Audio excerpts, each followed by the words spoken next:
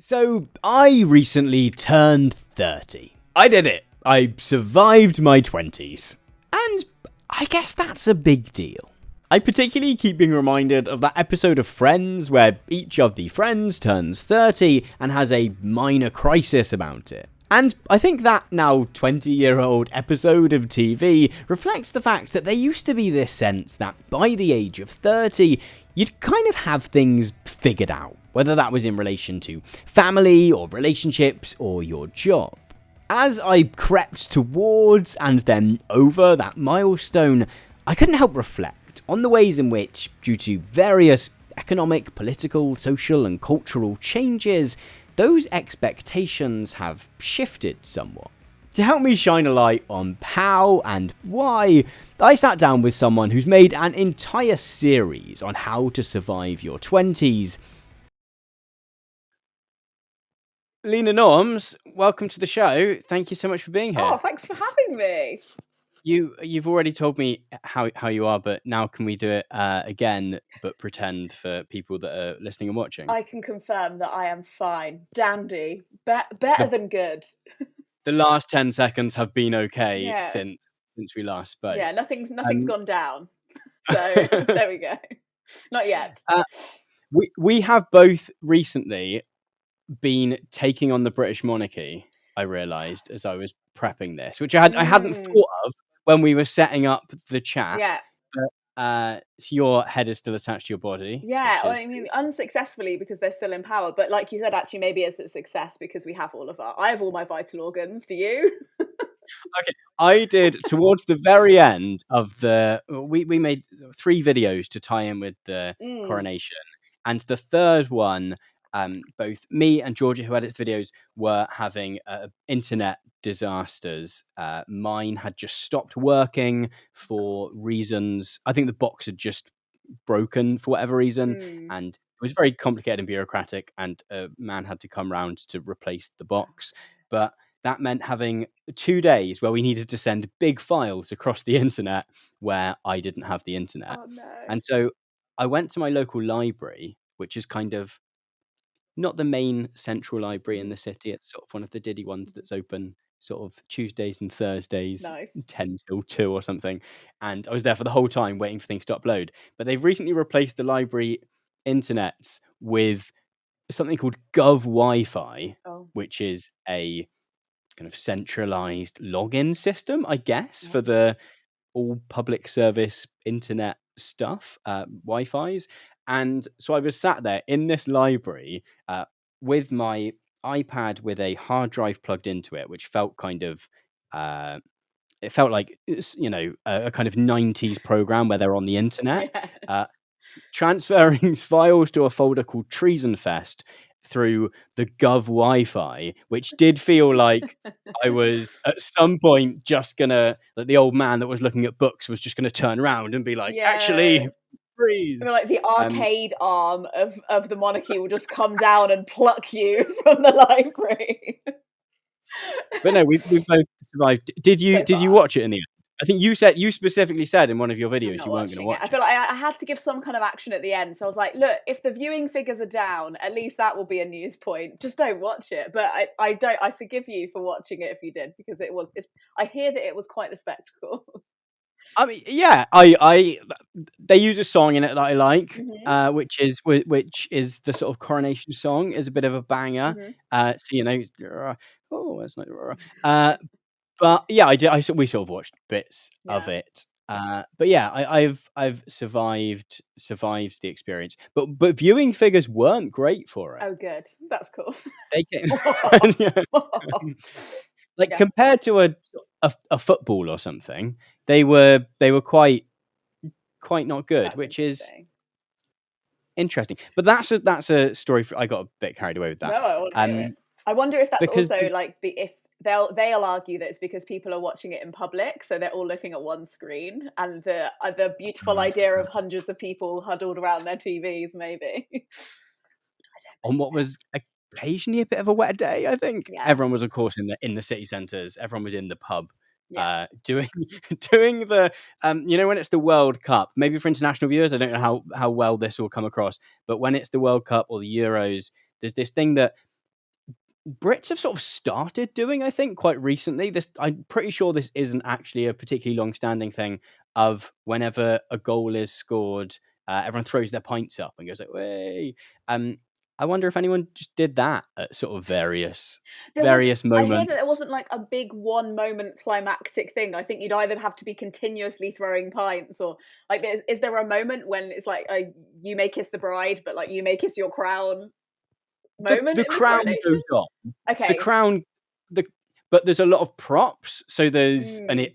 there's the sort of the rod of truth and the sword of hope and It's all terribly erotic, isn't it? spurs.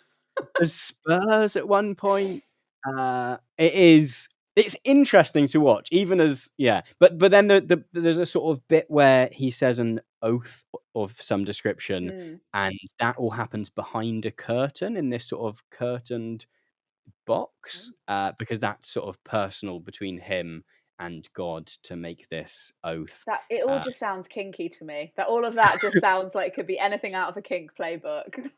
There's a lot of props, many of them spurs or Yeah. And swords, then we go or behind the curtain for the last bit. but Anyway, I didn't bring you here. If anyone, I don't know what we're going to call this episode yet, but it will so far have been very confusing. The reason I asked you here today, sounds like it's the sort reason of I've called you to my office. I think it's sort of to do some therapy, because I recently turned 30 years of age in March, which was now 2 months ago, and I was sort of surprised that I didn't have as much of a crisis about it as I might have expected to, or almost that I was told that I should have done. Yeah. Because in the couple of years leading up to me turning 30, Bo Burnham brought out Inside, which has a wonderful song in it about stupid friends having stupid children. And the film of Tick Tick Boom came out, which opens with a similar angsty song about turning 30. And maybe I'm not someone who has big sort of anxieties about not being able to do things again or whatever it is, but it was interesting to be sort of told by the culture around me that I should be feeling a certain thing and to not be feeling that. And you create a fantastic series on your channel called the Twenties Toolkit. Which, do you want to describe that to people watching and listening so that I don't? Yeah, so basically, the 20s toolkit is essentially all of the things that I wish I'd known in my 20s, but in fact did not, and really fucked up a little bit. But it's also, I basically just made a video when I was 27 that was like 20 things I wish I'd known in my 20s, and people loved it. And I was like, well, I have a lot more to say on that because I've definitely made more errors than that. So it basically extrapolated into lies you're told about marriage in your 20s, things around like friendships, work-life balance, freelancing in your 20s, like anything like that. I tried my best to cover. They're still coming, and I'm 33, so It is nice when the videos that seem to do well and people engage with and want to hear more about are things that really interest you. Yeah. And like it's a funny business to be in, that sometimes everyone's like, I want to see more of this thing, and it's like, oh, well, that's not necessarily the thing that I sometimes it's just a case of not having anything more to say about some They're like, things. I have spoken. So it's nice. It's nice when they kind of combine the things that people want to see and the things you want to talk more about. Yeah, totally. And I'm also wondering, like, you not having a complex about your 20s, is this episode you having a crisis about not having a crisis about, or do you want me to cause you to have a crisis? Because it's not too late. Just because the birthday's gone, we can still give you a 30s crisis. Oh, it could be one of those inspirational businessy podcasts where they, for some reason, always have comedians on and they cry halfway through. Yeah, maybe I will cry. We'll hit the nugget of crying about 30 minutes in. I'll be like, I was 26 and it was all so good. I feel like one of the things that I felt when you asked me about this episode though was interesting because it ties in with that idea of being 30, because I actually assumed that you were older than me. I think just because I perceive you as more intelligent than me, so I was like, oh, flipping out, he's like 3 years younger than me. And then you get that thing of like, oh, like everybody that I perceive as sillier than me should be younger, and everybody who I perceive as more wise should be older. And that's like the linear school idea of like how intelligence should work. I think I just have old man vibes, and maybe this is part of it.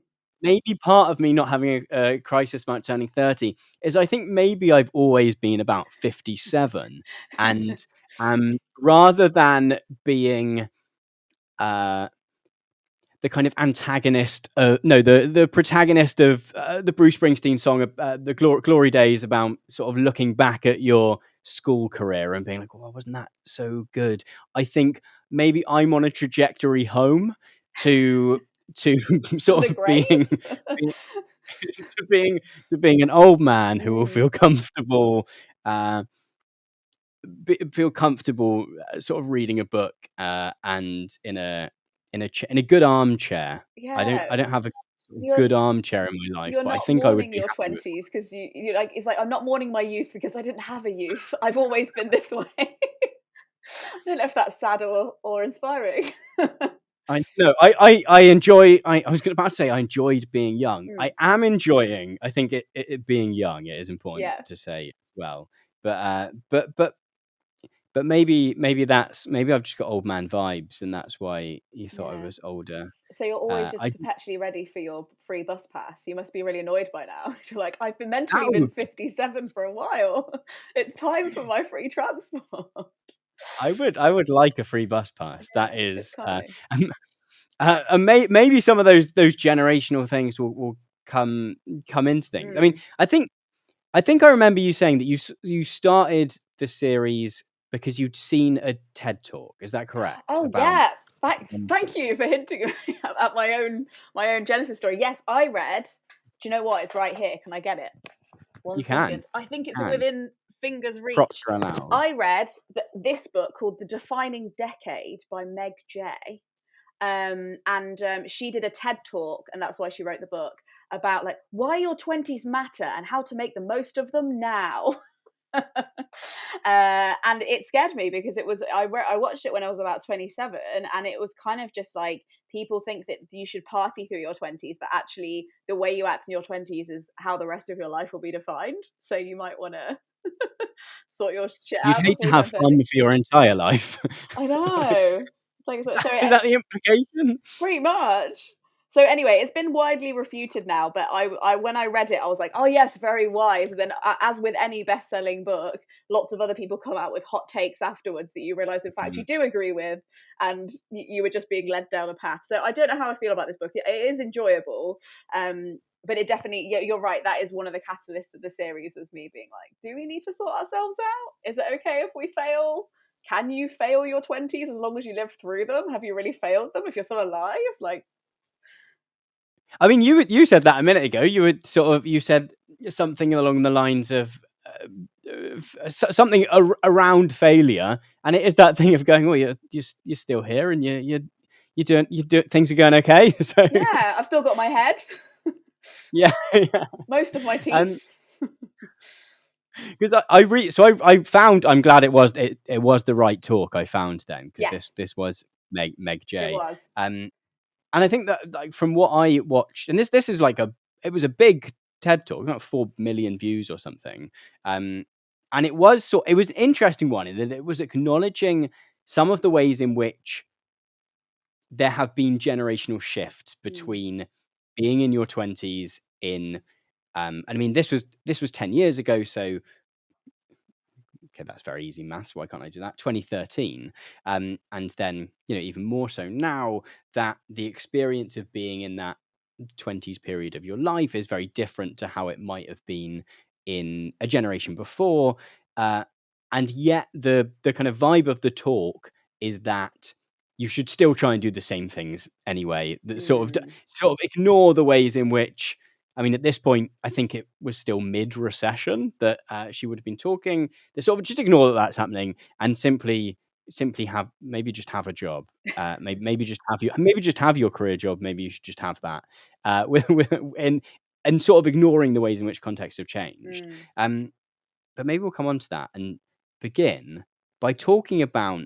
So I guess one of the things of potentially reaching the end of one's 30s, or coming in at the other end and being 19, 20, or in your early 20s and looking ahead at this kind of runway of years that you've got, is it almost feels like there is a tick list of things that you possibly expect to have done, which I think I wonder whether might have changed slightly for people who are currently the other side of that decade than I currently am. But one thing that I kept coming back to is the episode of Friends where I think it's mainly Rachel that's turning 30, and then they flash back to everyone else turning 30, and it's all about. I think she's not particularly happy in her relationship and thought she would be married by now.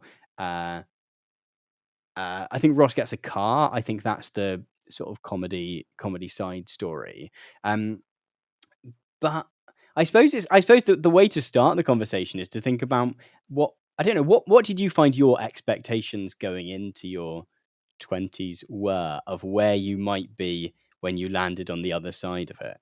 Yeah, I think it was kind of about I definitely had things in my head, mainly, do you know what, around travel and all the places that I would go, which again is, I think, is something that I'm revising my feelings about in general.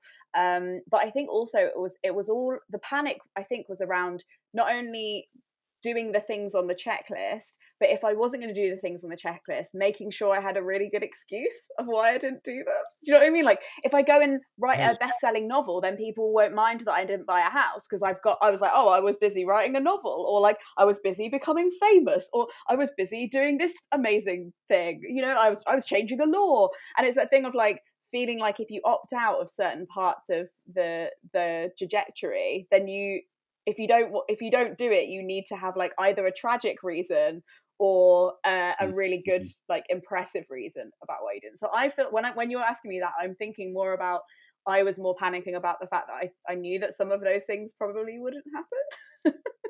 That's really interesting.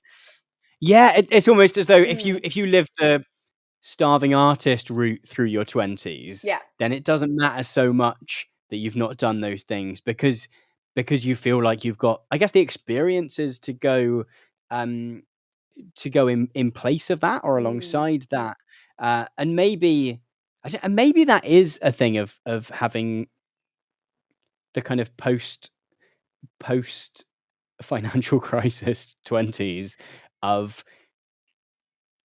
home ownership and jobs being down and those traditional markers not being there, but looking for other markers that we could sort of put in their place to make up for some of them. And whether that's like doing something really impressive or just having like loads of crazy stories of like, this time I went to Australia and I got drunk with a wombat, and you know, you feel like you're like, I've got to have these crazy stories, I've got to go out and do stuff. But I do think I was engaged for some of my 20s and didn't end up marrying that person. I think that's interesting as well, going through the stages of planning a wedding and seeing how everybody reacts to it in this kind of over celebratory way for me, where I was like, I'm being over congratulated for something that I didn't even really do. And that, you know, and I think there's that side of it as well was really interesting for me. But I think it's also about like what like you said, the extenuating circumstances of what's possible.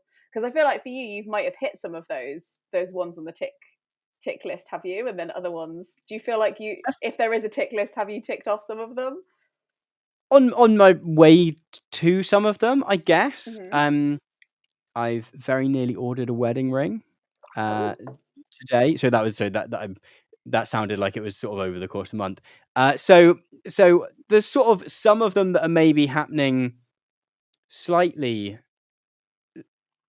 into the early 30s in a way that I think might actually not massively move from the expectation of where I might have been, I guess. So they're some of them are in the works.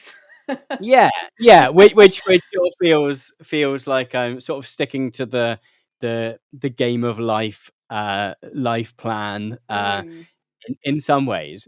I mean, maybe it's best to go through in categories. Yes. Okay. Let's do it. We were sort of discussing this before we started of what are the areas of life, and it was interesting that I think that you brought up some that I would never have thought of, which I think are potentially gendered ones of the different expectations that are placed upon us.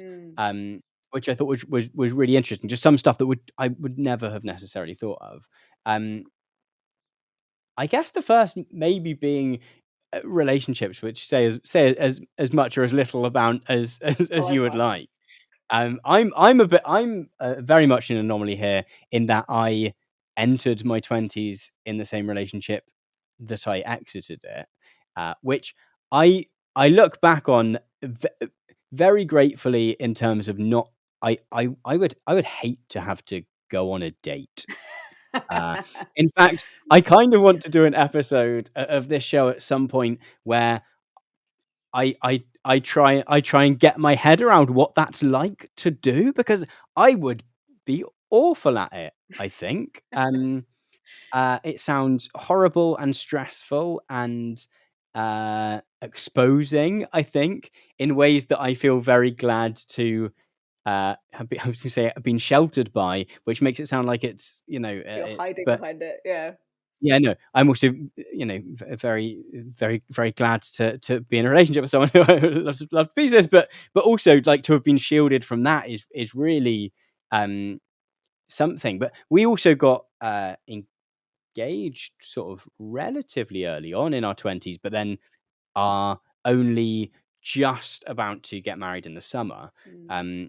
Which every so often I think back to The Office, where I think Pam and Jim, there's a sort of an ongoing thing about the fact that they've been engaged forever and not get married. But we are actually going to do so.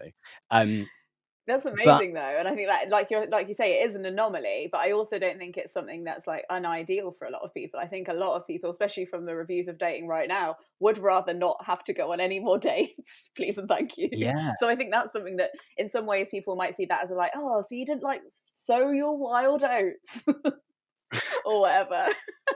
yeah, I can't think of anything like less suiting to your personality, like Tom, that guy who sows his wild oats. But it is that thing of like, that's quite a masculine thing of like, oh, you didn't go out and like date loads of women and have that kind of beach experience, or what's the yeah. beach experience? Like I've just been thinking a lot about the film The Beach because of, I don't know why. Okay. Have you seen it with Leonardo DiCaprio? And he's like, I'm going on my gap year and I'm going to go to Thailand and take loads of weed.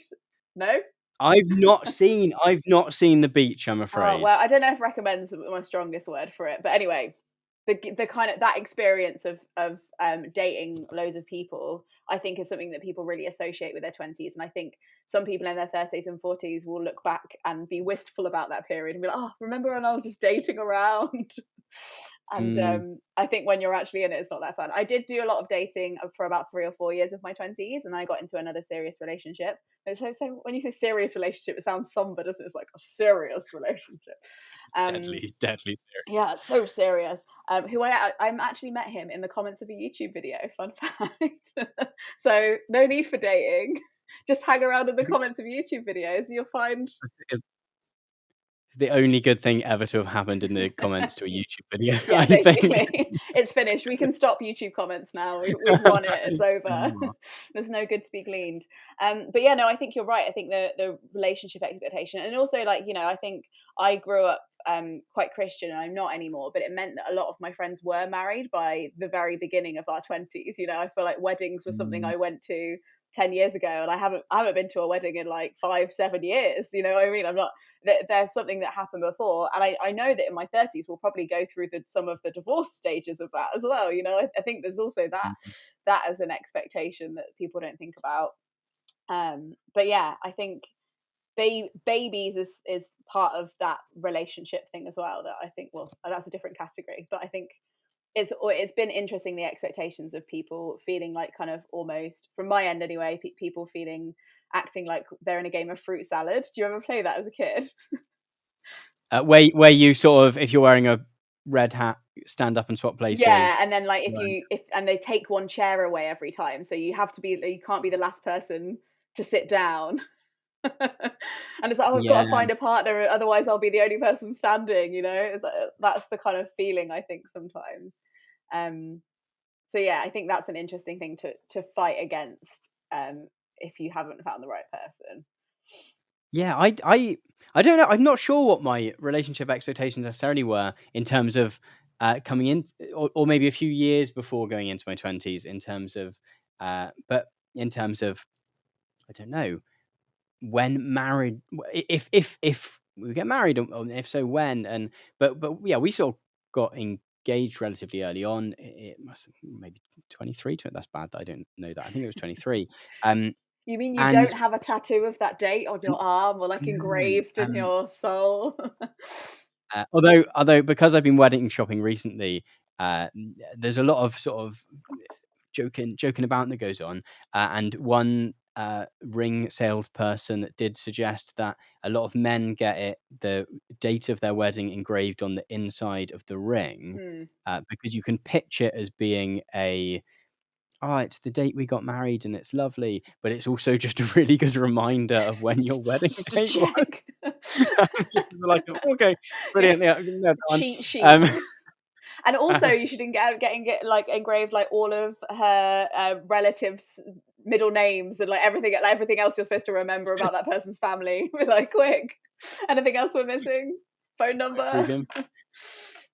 Because I think I always we always thought it would be relatively long because we didn't have the money to Mm, get married at that point. yeah. But actually, like looking back, we would not have had time to plan uh, a wedding at any point in that, as well as not having the money, and also just all of the pieces of our life, I guess, just weren't quite Mm, settled in quite a way. mm, And I think one thing that maybe comes with all of the various tick boxes that maybe sometimes people feel like they should be ticking off during that decade, actually, having flexibility during that early part of your adulthood, I guess, is often kind of useful.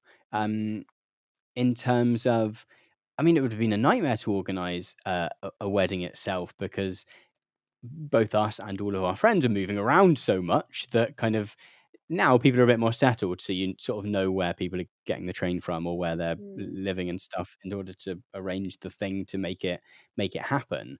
um but yeah, it would have been so much more, and now it just makes so much more sense, I guess, which is one thing that came through mm, in the talk, that the TED talk, was this idea that it was seemed to be about putting pins in stuff, not in the sense of uh, delaying them till later, but in the sense of sort of nailing things down, I guess, in a way that actually I think in your 20s sometimes isn't super useful, because I don't think you've necessarily worked out who you are yet in yeah, many totally, and what you cases. need. I wonder if it's also, I because I've been thinking about this recently, and that I've attended a lot of weddings in my early 20s of people that I'm no longer in contact with, not for any malicious reason, but I think when you're in your early 20s, you have like, you've met people at uni, you've met people in through Mm, different workplaces, you've still got all your school friends probably, and you just have these like huge weddings with all these people. But I was recently reading this book by Elizabeth Day called Friendaholic, and it's all about like the stats around friendship. And apparently your friendship groups, at least 50% of them will rejuvenate, or like you'll lose about 50% of your friends and then gain a mm, new set every 7 years. So actually, I think when you get married in your 30s, you're more likely to invite the people that might be permanently around. They'll be the people that made it through those cycles of, like, losing touch or just going out of each other's orbits. And I wonder if actually that's one of the reasons people do tend to have slightly smaller weddings sometimes in their 30s, because they're like, well, mm. I know that I don't actually know these 500 people.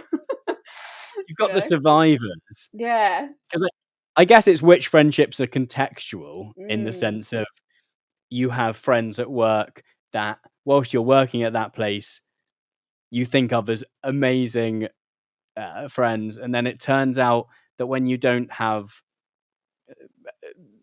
all of those work things to talk about and to gossip about, etc., that suddenly, oh, I don't know what we talk about if we don't talk about and you don't those have that. things. And so Yeah, totally. And I think also sometimes I've like thought that I've like people at work are like really, really good natural friends, but actually it's just a trauma bond because we're both having such a bad time at work that it's like but yeah, no, I think you're right. And I think that kind of dovetails into the friendship thing as well, in that I think in your teens, you're always like friends forever. We're gonna be friends forever. And especially at uni, I think as well, there's a lot of talk of like, we're gonna know each other when we're old.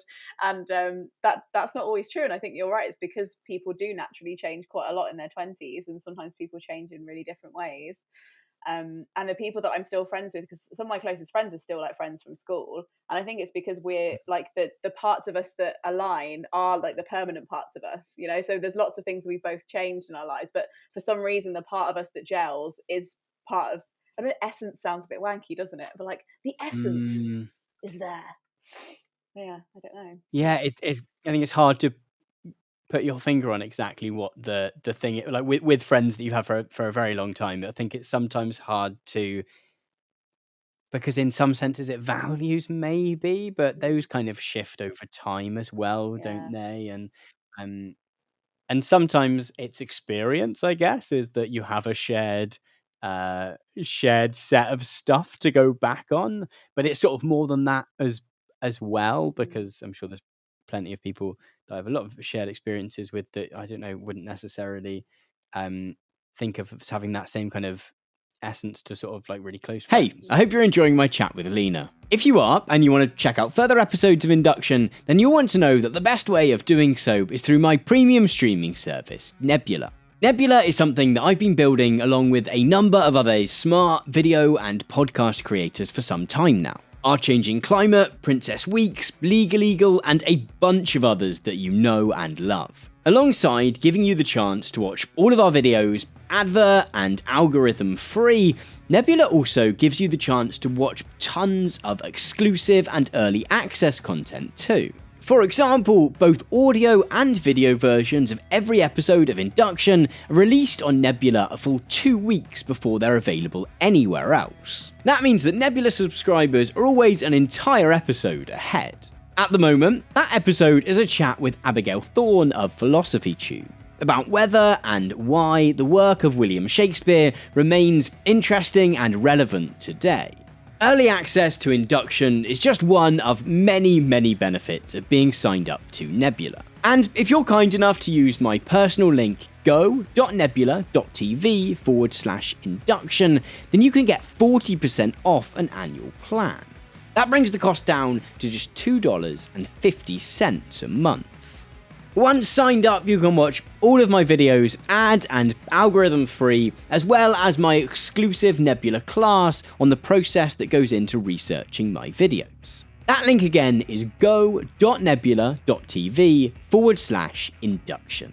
I'll look forward to hopefully seeing you over on Nebula, but for now, back to my chat with Lena. It was interesting actually that you put down friendships as one of the kind of core parts of when we were sort of brainstorming what are the different areas of life that because I think that's one of those things that's quite gendered in terms of expectations for men and women, usually, in that my expectation was probably that I would have a couple of good, like, I think friendship groups among men tend to be smaller. Yeah. Is what is my observation. It's not my suggestion that is the way things should be. Definitely among kind of cis het men, I think it's because we're often sort of socialized to place less value on it, I think. Definitely. In terms of and so, like, I definitely know that I have sort of one very, very good friend, and then lots of other friends as well. But in the same way that if I talk to my partner about who is your best friend, there's like a list of sort of 10 or 15 people who, genuinely would share lots of things about each other in a way that I think definitely I feel like I am often socialized to kind of close off a little bit. Yeah. And so it was interesting to think about. I think my expectation was that hopefully I would have one good friend with whom I probably shared a hobby. And I think I've come through, because I was thinking, I think about this quite often, about how I think kind of cishet male friendships, you have to have an excuse. You can't just be friends. You have to, and you can't just sort of meet up to do something. I don't know. You can't just meet up. You have to be doing it. There has to be like a you can't task. just sit opposite each other and look into each other's eyes, because that would be gay. So it has to be. So it has to be like the football, or it has to be Warhammer, or it has to be like, there has to be a, whatever the thing is, or fishing, or whatever it is. There has to be a, we're doing the. In my head, I'm thinking of the Detectorists. Have you No, I seen? haven't seen it. Oh, it's so good. It's genuinely good. It's Mackenzie Crook and Toby Jones, and they are metal detectorists. Is their hobby? Yeah. And it's this wonderful show about these two guys who must be, I don't know, late. I think Mackenzie Crook must be sort of late 30s maybe, and Toby Jones is a little bit older. And it's sort of about their friendship, which is kind of awkward and very much does revolve around metal detectoring. Yeah, they have a shared goal. Yeah, as their sort of, it sounds great. As their sort of excuse to talk, but it's really good. It's incredibly well written. I'm having working theory for why you aren't freaking out about turning 30 now that we've covered two of the topics, but let's see if we can test it. This has turned into a therapy session. You had lower expectations than me for your 30s, for your 20s, and they've been met. They were realistic, low expectations. So you were like, I don't want to date. That sounds awful. I just want to have one friend that I might have a hobby with. And do you know what I mean? I'm like, let's test it with other things. But I think this is interesting, because I'm definitely somebody who's like, I want to do everything all at once, and I want to do all these. Do you know what I mean? I think I have like I'm skewed the other way, perhaps negatively. I just came in incredibly pessimistic. Whenever we finish making a video on the main channel, we do a kind of little wrap up thing of sort of how did it go. My first thing is always, we made a video, because I think it's good to celebrate the little win. People have watched I it. think I'm trying to think back. I think maybe this is a gender thing as well. I think my big the things that I was maybe taught to really care about were probably work stuff. I guess was that I would be hopefully doing something important in the world. I think at that point I still wanted to probably be a rock star of some description. Although I think by the time I'd started university, I decided I wanted to work in a recording studio. Oh, that's very specific. I was happy to be sort of one of the cool guys that was just sort of hanging out with the. Maybe that's already my little dreams of going. I'm not going to be one of the cool guys, but I could be near the cool guys. I could just be in the background twiddling some knobs in a sensory deprived area with no light. I could be tangentially related to something cool. So and this kind of sort of bleeds into sort of educational changes as well, I guess, in that I ended college at just the right point that if I went straight to university, my degree was going to cost me £3,000 a year. That year, the anti-gap year. If I went the next year, I would have had to pay £9,000 a year. For international viewers who haven't just worked out that one number was bigger than the other, there was a year in which tuition fees trebled in the UK, and also as importantly, the terms on student loans changed. So it went from being a system where you would hopefully pay it off at some point, to one where you just have a massive amount of debt forever. Yeah. And so there was definitely a need to, or it felt like there was a need to make the decision as to what I was going to do quite soon, in a way that my reflections on my 20s more broadly are that you probably don't need to make you sort of want to explore what your options are, probably more than hammering a nail into something too rigidly. And I think probably, I mean, you've talked about travel a lot, about that being something that was really important to you. I don't know whether I had any big gap year visions. Partly, I think I hadn't really done much international traveling when I was younger, so that wasn't necessarily like, now it's something that I'm really looking forward to now that the world has sort of opened up again. I've been away a couple of times over the last year, and it's been really lovely, and I enjoy it. And we're planning a honeymoon and looking forward to going traveling, and looking forward to yeah, we're hoping to go to Japan, hopefully. But to sort of seeing different parts of the world. But at that point in my life, I guess it's one of those things that because I hadn't done it much, I hadn't got it on my list as something I could do more of, I guess. And I guess it's And also sorry, you go. No, you carry on, because I think it's interesting that was such an important thing for you. I feel it's also this feeling of like, I'm not sure if I'll be able to do it, so I want to do it to feel like, you know what I mean? I think it's a confidence thing. It's also like a affordability thing, where it's like, could I travel to different countries? Oh, I don't know, you know. So I think it's that as well, of like being felt like the opportunity might be deprived from you. You want it more, and you're like, I want to go and travel everywhere. But then I also, I don't know, I think with travel it's interesting because it's so much. I understand your feeling when you were younger of not really wanting to travel that much, because I feel like for me, I wanted to travel, but only because I wanted to feel like I was well traveled, and like I was somebody who was like a I think it was more about ego than it was about me genuinely wanting to travel. And now it sounds like you've got places you want to go because you probably are genuinely curious about Japan, whereas Lena at 21 would have just wanted to have said she'd gone to Japan. So I think there's an immaturity gap there.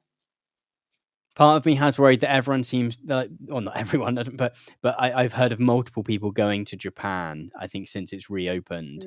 And now part of me does worry, am I going on a cliche holiday? But that's not really at the front of my mind. That's just like one of those things that sits there, but at the beginning of my 20s probably would have ate away at me more, because I think you do still have that. I think there's just so much more anxiety about how you are perceived in the world. And for some people, maybe that does hang around a little bit more. For some people, I'm sure some people are completely comfortable with themselves and who they are and how the world perceives them at the tender age of 20, and that never worries them at all. But that's interesting that you felt that it was as much, because I think probably me wanting to work in a recording studio and be cool, that probably came from a similar place, right? I want cool proximity to like, my big dreams of being near some cool people were in some way. I did sort of find it interesting as well. I liked the fact that it was a bit creative, but also a bit technical, and there was a nice crossover. But yeah, I think there was definitely at least an element of that feeding into it. Definitely. I think I have, but I think, sorry, go on. Well, I was just gonna say that I think with like jobs has been the one thing that has really changed rapidly over the past sort of 20 years, in terms of that idea of fitting into a career that is kind of like a groove that you just then follow to the end of your days, and get a nice pension at the end. That sort of doesn't really, in my experience and the experience of people around me, it doesn't feel like it exists in quite the same way anymore, outside of a few cases, I would say. Yeah, I feel like it's as rare as like marrying your high school girlfriend. You know what I mean? It's like it's there, but it's not like Mm. it's not something. It's possible, but it's not something that you can bet on. And I think you're right. I think, and then again, we both have jobs that didn't exist, right? When we were at uni, Yeah. I don't think it existed. So again, it's that thing of like, what are people now putting pressure on themselves to work towards in their 20s? And it might, whatever they're aiming for might not exist, but something completely different that they hadn't thought of does exist. So I think that's hard as well, planning a career in the digital age, and also the age of like very poor workers, right? Mm. Yeah, So, there's definitely something about the way in which there's certain aspects of being a person who makes videos for YouTube that when I talk to slightly younger people, they get really excited about. And for me, are things that I've not really thought about mm, because yeah, yeah, we sort of couldn't envisage this as a job when we were younger. Um, I guess it was I can't forget when I forget when the platform was 2006, something like that, yeah. something like that. So I guess um probably while I was in college, I guess it was starting to appear, but I don't think it could have. You wouldn't have envisaged it as a career in any way. It could have been a No. cool thing that you did as a fun hobby Mm, on the side, and probably then tried to convert it into. It's probably that era where if someone did well on YouTube, they converted that into a more traditional yeah, career they path. might get a Radio 1 slot or Yeah. a documentary or something like that. Yeah, I know what you mean. I think I started uploading in 2009, which is wild. And I think that there was barely anybody uploading. Like if you had 10,000 subscribers, you were like really Mm. famous. So I think it's, I do yeah, always think that they must continue to shoot themselves, continue to feel as though they've shot themselves in their feet in terms of the 100,000 kind of subscriber plaques. And I mm, think they now have to just have a whole factory that just makes them all yeah, the time, because by virtue of there just being more people watching stuff on YouTube and the kind of success it has had in terms of its cultural positioning means that a lot more people get those plaques now. yeah, it's less of a rarity, isn't it?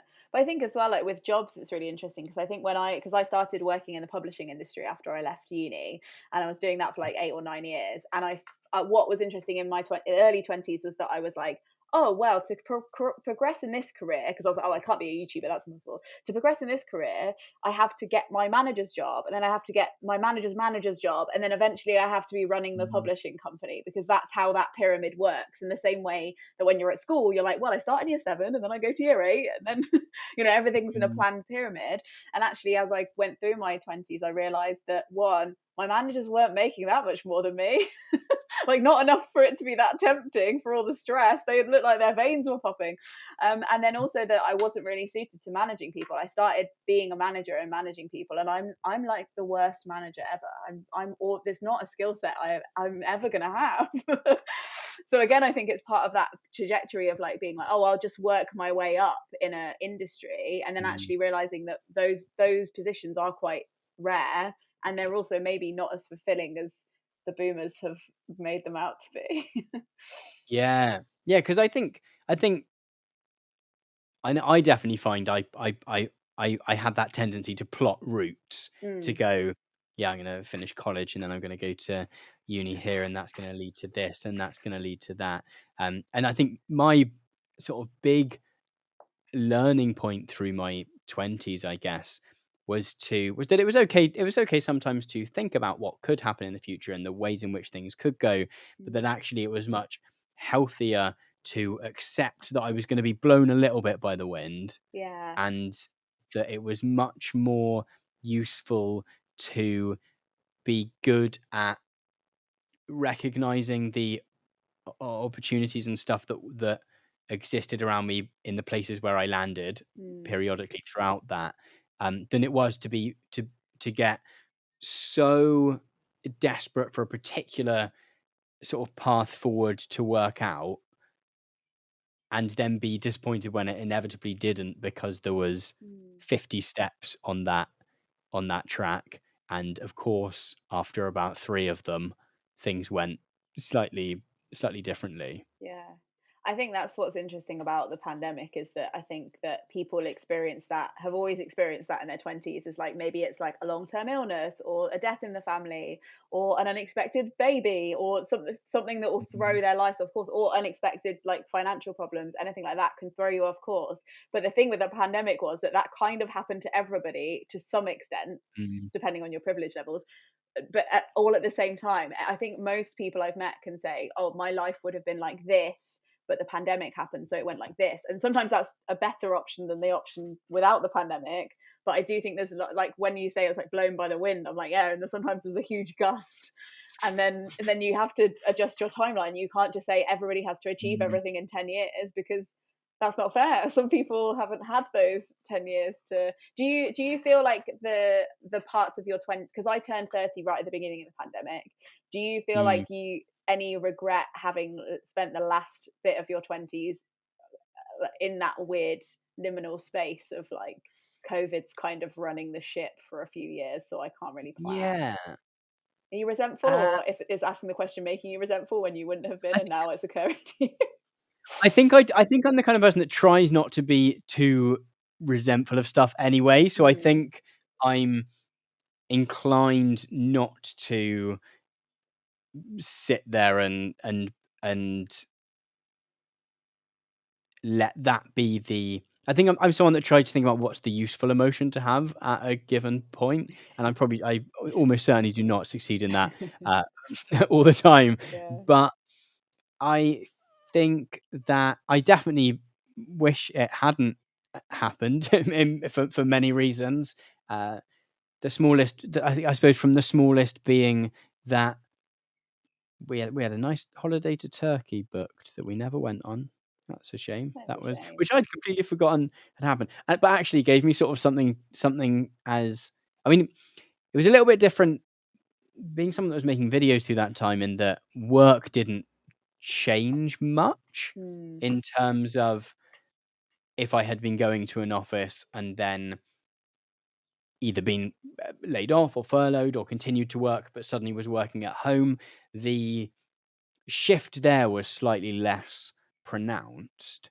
And so my biggest shift was trying to get my money back from whoever it was that we were meant to go on holiday with. Yeah. That was sort of, and that was, I think that became my sort of coping thing for the first few months of the sort of trauma in the rest of the world. If I could focus on this little thing, that that I wouldn't have to process so much of that stuff as well.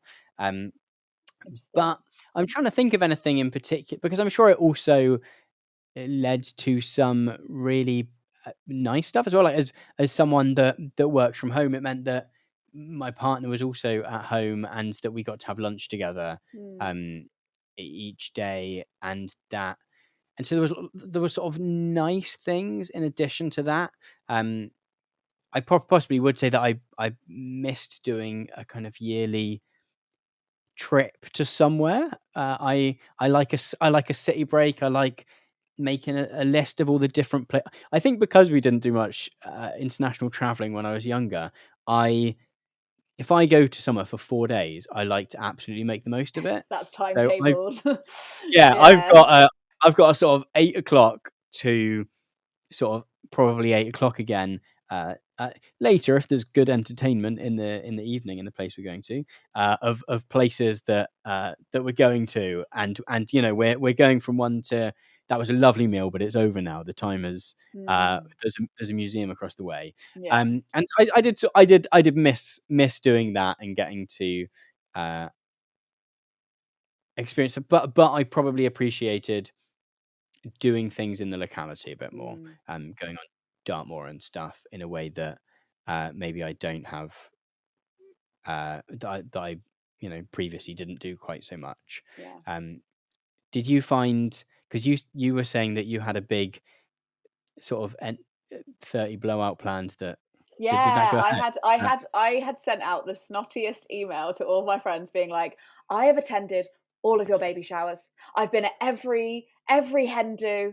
I have been at every wedding. I'm not going to do any of that. So you all need to be at my 30th birthday, otherwise I will kill you. And like I planned it all. It was a Meryl Streep themed party, so everyone had to come as a Meryl Streep character. So people were already planning their outfits, and I had like a pub booked. It was going to be amazing, and that got shut down. But I think as well, like the pandemic for me, and I think this links to one of our other topics, is that I was living in London because I felt like, well, one, I was working in London in an office, and so I felt like I had to be in London. But I realised during the pandemic how uh, economically vulnerable you are when you live in London and you're in your 20s and you're getting paid like you're in your 20s. It's very economically vulnerable if there's a pandemic, and how much we were paying for such little space. So I actually, and long story short, I ended up moving back to near my hometown, which is symbolically something that my early 20s self would have been very shameful about, and been like, no, you've got to get out of your hometown, and like, oh, it's so boring, because I'm from Coventry, it's not very exciting, and that's why there's the famous phrase sent to Coventry, because nobody wants to go there. So I felt like I've moved near there now, and I felt like earlier me, pre-pandemic me, would have seen moving home as a failure, and now I see it as like a massive success that I've been able to move home and like buy a property and like embrace the cheapness of living where other people don't want to live. Yeah, I mean, there's a great. I've previously mentioned Bruce Springsteen once already in this episode, but there's a brilliant. So he did a few years ago, did a show on Broadway where he sort of sings some of his songs and does little bits of storytelling in between them. It's quite simple, but it's a good listen or watch. I think there's a recording of it, and he talks in that about the fact that he is the run away from home guy. That is his brand. He's sort of taken the Dick Whittington thing and made it American and made it we got to leave this town behind. Yeah. And he lives like 10 minutes down the road from where he grew up. He sort of very much does this, cards on the table. I've got multiple albums out of this idea of hitting the road and leaving everything behind. But actually, he lives really, like, he still lives in, I think it's New Jersey, I think, because because he also kind of had an attachment to that place. And it is interesting, those kind of geographical movements as well. Like, yeah, I was certain I would move miles away to somewhere big and exciting where everything was happening, because that's where the beautiful people are doing really cool things, and actually have moved just over the border from Cornwall to Devon, to somewhere that is slightly bigger. There's a cinema, and but because I think you just start to value different things, I guess, as you reach as you go through those 20s, where you start to go, actually having friends and family around is nice, I guess. For some people, like, that is, that's been my experience anyway. Actually having an element of being settled is important and reassuring, and can be a foundation on which to do exciting things as well, but with a sense that you've got ground beneath your feet. Totally. I think there's one of my favorite YouTubers is a woman called Hannah Louise Poston, and she talks about this idea of like a proximity to luxury, and like understanding your proximity to luxury, and whether that's recognizing actually it's really my life has been really luxurious, and I've been able to make choices because I actually am closer to luxury than I admit to myself. But then also like accepting that you're actually not, obviously, like for me, I'd have loved to have built a life in London. That would have been amazing. I'd love to have moved all my family to London, or like had all my friends in London. But because once you recognize your proximity to luxury, then you can start building a life that is the closest to what will make you happy. Do you know what I mean? And I feel like, for me, I feel like a lot of people treat geography like success, and if you're living in a certain place, it means you're successful. And actually, there's a lot of miserable people everywhere you go. You know what I mean? And it's like making sure you're not one of those people, like whatever your postcode is, like. And I don't know. I think you're right. It's that idea that it's like, I'm going to make it out of this town, and I think that's because a lot of pop stars and people who make a lot of our media have made it out of their town. good for them, but like they're Survivorship not. bias. Yeah, that's not great data to pull from. Is like only pulling data from like old folk singers and rappers and like I don't know. There is. I think you've got a great merch opportunity in Oh. there are miserable people everywhere. I think that's. I think that's the one. And yours can be low expectations, a I, I might lifestyle. I might be near the cool people. Yeah. Uh, I think one thing that that you do really well in the 20s Toolkit series, which I think is difficult to do, and the only other person I've seen that does it really well, and this is probably through lack of awareness rather than there not being anyone else who does it really, really well, is uh, Chelsea Fagan in the Financial Diet, which is sort of I love American it. focused, To be in sort the of fun. same sentence as Chelsea Fagan is yeah. But I think what you both do really well. Her, we're talking about filing your taxes or whatever it is, and you were talking about some of these reflections on your 20s and tips for people that maybe are in their early 20s or I think probably mid 20s and starting to panic a bit. Maybe is offering advice in ways that acknowledge that the world is not fair and that and acknowledge the the systems that we're tied up in, um but still giving giving gentle nudges while still being able to go, yes, it's not fair that you have to think about X or you have to do Y, um but it might be helpful if you thought about that, Yeah. because I think a lot of um self-help stuff is often just you can do anything. We all have the same 40 hours or however many hours, 24 hours in the day. Mm. Um, stories about people who started from nothing, if you ignore all the stuff they had, and it sort of pretends that pretends that the various uh, barriers and ceilings and roadblocks don't exist entirely. Mm. Whereas I think what you do really well is to sort of acknowledge that those are there. And I don't know, do you find that when you're writing the episodes that Yeah. it's a hard. I think that there's a lot of damage we do to ourselves when we try and plan our lives as an individual, because that is like a wild thing to do on any scale. But I think when you're at school, Mm, I did a video called like lies to unlearn from school in your 20s, and I think one of the school things is like, look, here's the lesson plan. If you learn these study notes and if you do this, then you will pass your test because this is all about you.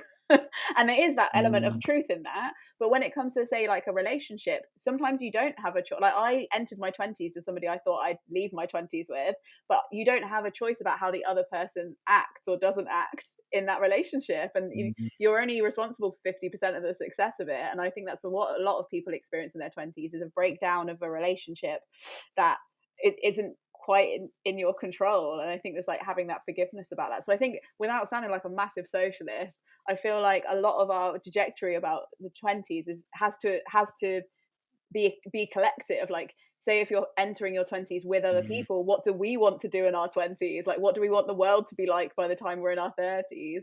Because it's dependent on that. You can't like we've learned with the kind of huge like horrible cost of living crisis at the moment. You can't that's not in your personal plan. That's not in your like on mm, your vision mm. board.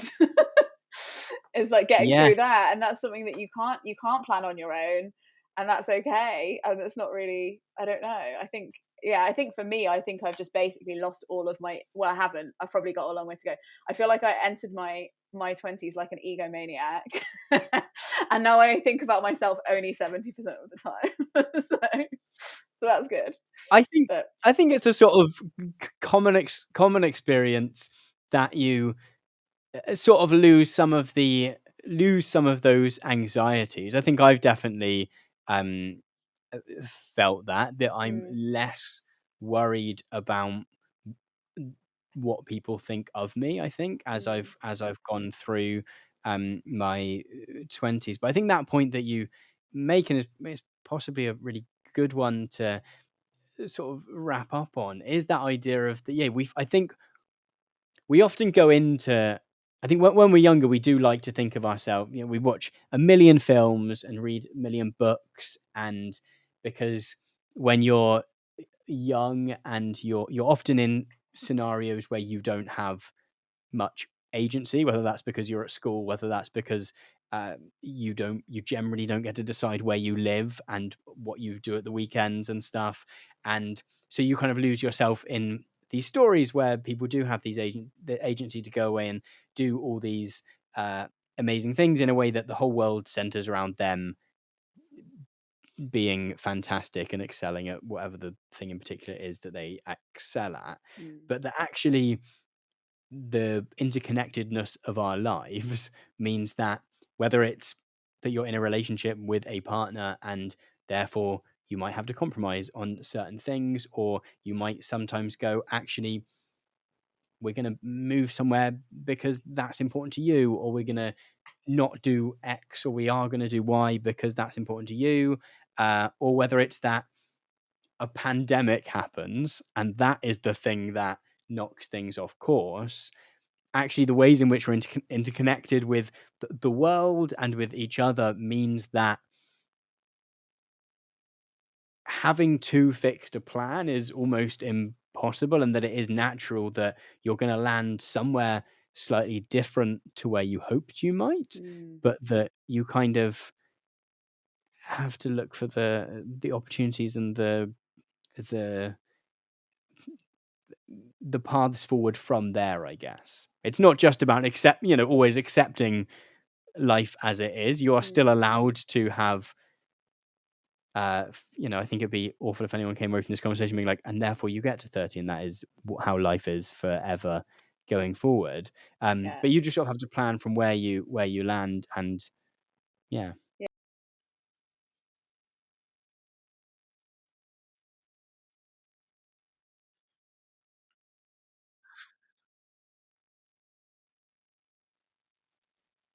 So instead of like me being like, oh, I'd like to be promoted to this position, or I'd like to publish a book, or I think one of them wants to publish a book, but they were more like, I'd like to be able to sew a piece of clothing from scratch, or one of them was like, I want to befriend a small child that I'm not related to. And like stuff like that, that's like smaller goals that are, I mean, obviously I might just not find any children that like me, but like those smaller things that are in your control, that aren't about somebody else giving it to you or the world having the resources for it. It's more like, I'd like to be ready for a promotion at this age, or like, you know what I mean, or I don't know, or I'd like to know what town I want to live in by the time I'm 30. It's a bit more internal than external, I guess. Because you can say like, oh, I want to know what kind of relationship I want to be in by the time I'm 30. I want to know who I'm looking for, rather than being like, I want to be married with 2 kids. Yeah, it's the internal part of the relationship rather than the external. Because I wonder if even your perception on getting the book published has possibly changed a little bit in terms of why. Like I know in terms of making videos, I'm often not when I'm looking at sort of how many views a video gets. My concern isn't necessarily that I think it's really cool if a video gets lots of views. It's that I want it to make sure it makes enough money that I can continue to do the thing, because actually it's the process that I find really rewarding, and it is a reflection of that it's nice that maybe it means that something about it was good if lots of people have watched it, but actually that's sometimes secondary, or at least the sheer numbers of it is secondary to the feeling that the thing that I've created or been involved in creating is worthwhile in some way. Yeah, totally. There's the whole like depth versus breadth impact. And whether impact, because also people just spend their 20s writing a book that nobody will ever read sometimes, and that's like, but they get fulfillment from it, so it's like, why? But then you're right, it's what purpose is this fulfilling for me, and like what metrics am I going to use to measure that? And they're not always the metrics of views or yeah. But that was a nice a nice place to land on, I think. Thank you did so we much. tie it up I with the think bows we tied it up with? I think we did. If people would like to watch your brilliant 20s Toolkit series or your monarchy series or your many other different series looking at different aspects of the planet we float on, sometimes very, very literally looking at the planet that we float on, where could they find that, Lena? They can just find that at Lena Norms on YouTube. That's it. That's all you need. One more E than Lena Dunham. Lena Norms with 2 E's. That's my new catchphrase. I've got one more E than Lena Dunham. But no, thank you so much for talking with me, and thank you everyone pleasure that's watching.